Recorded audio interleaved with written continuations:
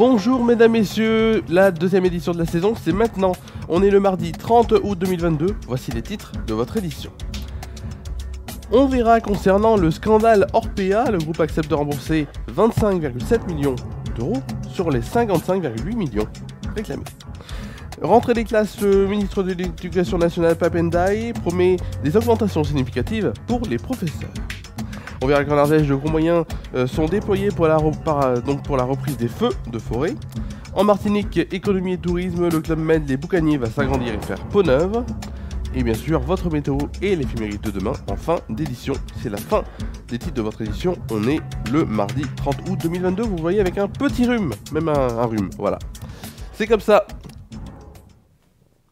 On va commencer cette édition par le scandale Orpea qui fait encore parler de lui. Le groupe d'EHPAD privé Orpea a annoncé ce mardi qu'il rembourserait donc 25,7 millions d'euros au pouvoir public sur les 55,8 millions d'euros qui lui sont réclamés. Orpea est dans la tourmente depuis les révélations en janvier du livre enquête Les Fossoyeurs. Orpea s'engage à rembourser à l'euro près ces montants dans un esprit de coopération constructive et responsable avec les autorités. Cette somme correspond aux remises donc de fin d'année octroyées donc par les fournisseurs pour des achats qui avaient été financés par la sécurité sociale, mais également au montant de 2 impôts et à des frais d'assurance que le groupe avait intégrés donc dans ses calculs pour demander des subventions publiques, a précisé le groupe dans un communiqué. En revanche, le groupe conteste donc le remboursement de 30 millions, à peu près 30 millions, donc 30,1 millions, je vais y arriver, d'euros que la Caisse nationale de solidarité pour l'autonomie, le CNSA, l'avait également mise en demeure de restituer fin juillet. Cette somme correspond à la rémunération donc de certains employés et salariés du groupe qui faisaient fonction d'aide-soignant sans en avoir bien sûr la qualification. La CNCA considère que ces salaires ne pouvaient pas être pris en charge par les pouvoirs publics puisque bien sûr les personnes concernées ne sont pas des aides-soignants.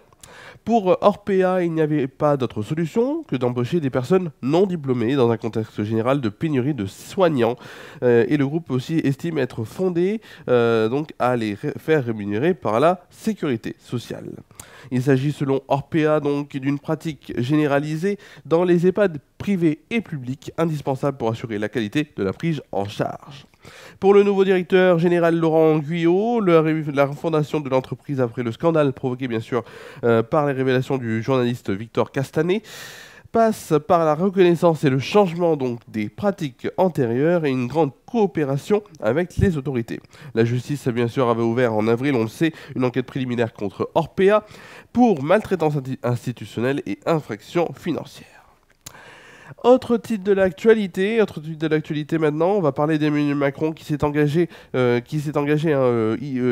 semaine dernière. Aucun enseignant ne débutera sa carrière sous 2000 € net mensuels. C'est ce que donc il a promis lors du Grenelle de l'éducation la semaine dernière.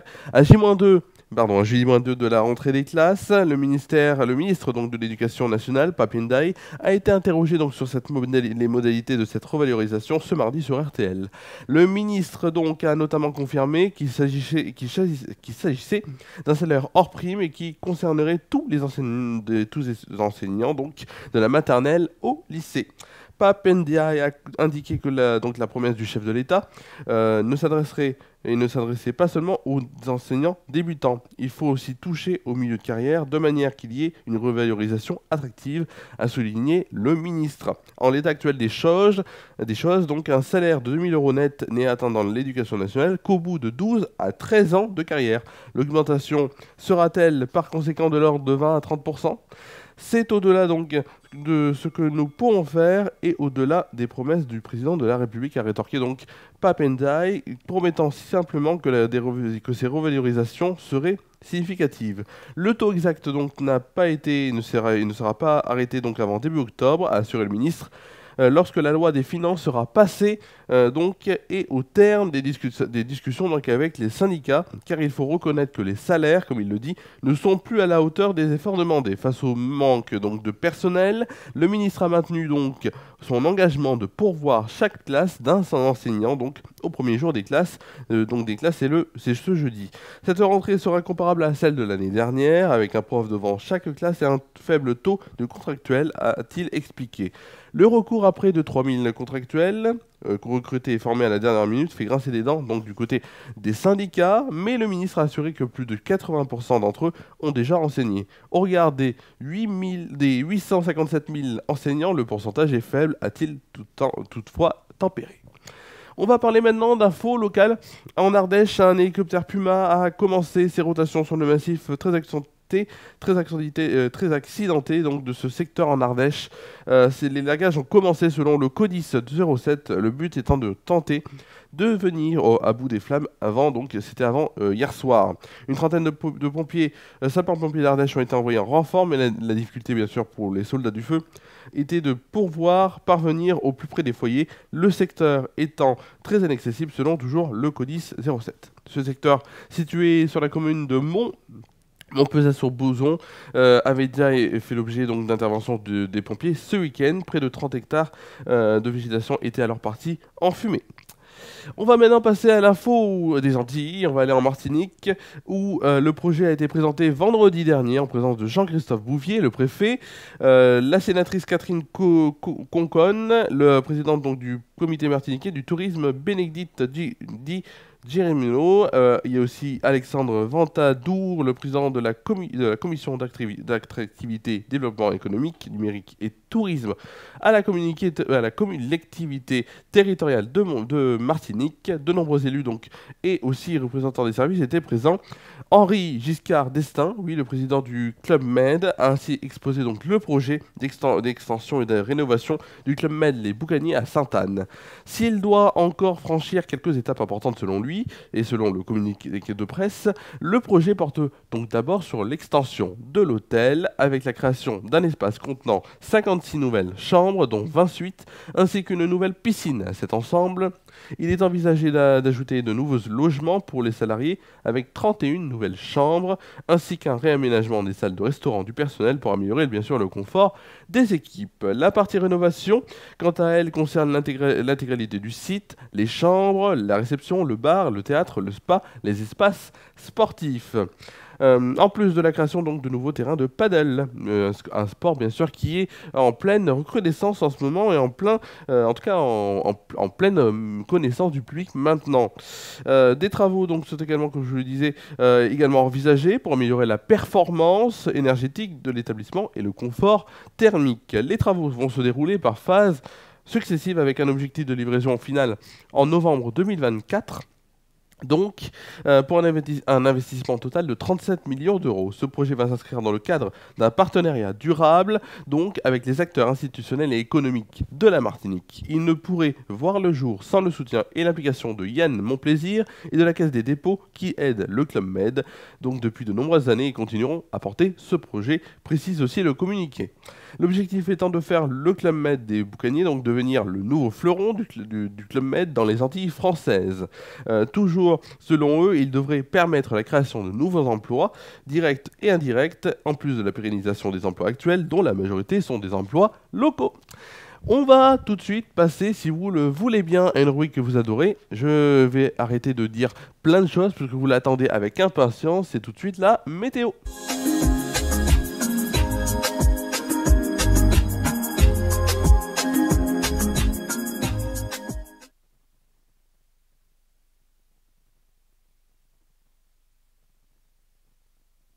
Petit problème de son, voilà. Comme quoi cette édition...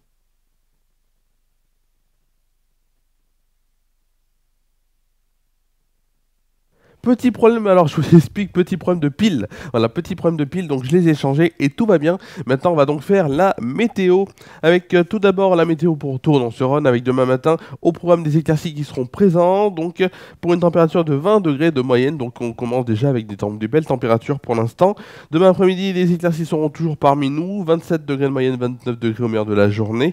Et demain soir, toujours des éclaircies qui concluront cette belle journée quand même. 24 degrés de moyenne pour la soirée. Tout de suite, on va passer à la météo de la France métropolitaine et on va déjà commencer avec la météo, si vous le voulez bien, de demain matin avec un temps calme. Oui, demain matin, temps calme, on est content.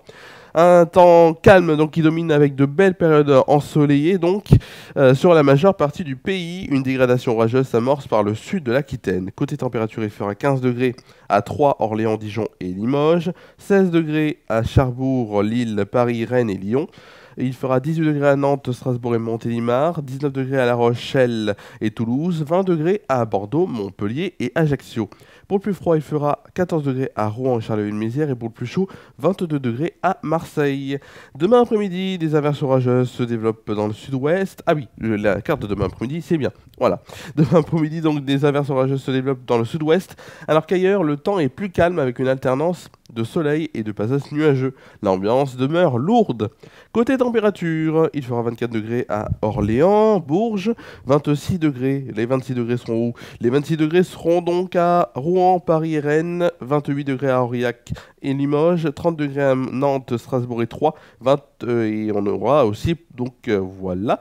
Qu'est-ce que je voulais dire d'autre? Oui, le plus chaud, le plus froid plutôt, sera à Cherbourg, où il fera... non, même pas. J'ai pas du tout les bons numéros. En tout cas, ce qui est sûr, voilà. Le plus chaud sera donc avec 31 degrés à Montpellier pardon, et Marseille. Et pour le plus froid, eh ben, ce sera à Cherbourg avec 21 degrés. Voilà, on a un petit problème sur les températures de l'après-midi. J'en suis complètement désolé. On fêtera demain on fêtera demain et voilà, on fêtera demain. On fêtera demain. On fêtera demain. On fêtera demain. On fêtera donc demain la Sainte, et oui, la Sainte aux Aristides, bien sûr. Le soleil se lèvera à 7h05 pour se coucher à 20h35. On perdra ainsi 3 minutes de soleil. Pour la fin de cette émission, voilà, j'avais envie pour la fin de cette émission, voilà, vous voyez tout le décor, bien sûr, des Fera News, bien sûr, mais pour la fin d'émission, je voulais donc faire une fin d'émission autre part qu'ici pour les 3 prochains jours, et on va tout de suite commencer avec une fin d'émission en duplex du Cap du Grand Nez dans le nord de la France. Fin de votre édition sur FR News, le JT revient demain et là je suis en duplex du Cap du Grand Nez, donc dans le nord de la France, et voilà, la nature reprend ses droits. Merci à vous de nous avoir suivis, merci à vous d'avoir suivi cette édition, on se retrouve demain pour une nouvelle édition sur FR News.